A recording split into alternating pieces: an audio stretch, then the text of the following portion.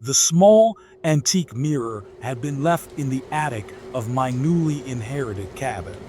It was an odd thing, carved with symbols I didn't recognize and framed in a wood so dark it seemed to absorb the light around it. I only noticed it because the air felt colder near it, like it was exhaling a chill. At first, I thought it was just my imagination. But when I looked into the glass, I saw something that made my blood run cold. My reflection wasn't alone. Behind me, just over my shoulder, was a figure, a tall, shadowy form with no face, just a blank, smooth expanse where its features should have been. I spun around, but there was no one there. When I turned back to the mirror, the figure was gone. I told myself it was a trick of the light, a play on my exhausted mind. That night, I couldn't sleep. Every creak of the old cabin made me jerk awake. When I finally drifted off, I was plagued by a recurring nightmare, dark, twisting corridors lined with mirrors, each one reflecting a version of me that wasn't quite right. In the last mirror, I saw the shadowy figure again. This time, it reached out and touched my reflection's shoulder. I woke with a scream in my throat. The next day, I avoided the mirror, but the chill lingered, and I found myself glancing up at it constantly. That night, I gave in and approached it again.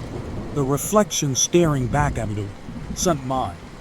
It was an older version of myself, gaunt and hollow-eyed, standing in a room I didn't recognize. The shadowy figure loomed behind me, closer this time. I tried to step back, but my feet felt rooted to the spot. Then, the mirror's surface rippled, like water disturbed by a stone.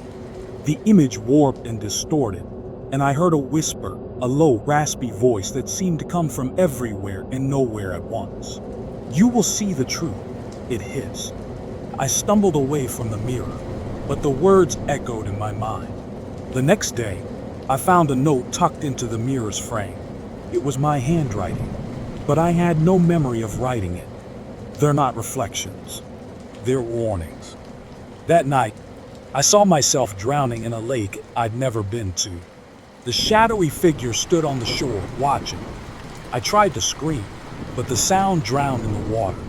The next morning, I received a call from the local sheriff. A body had been pulled from the lake, my exact description. Now I'm sitting here, staring at the mirror. The surface is rippling again.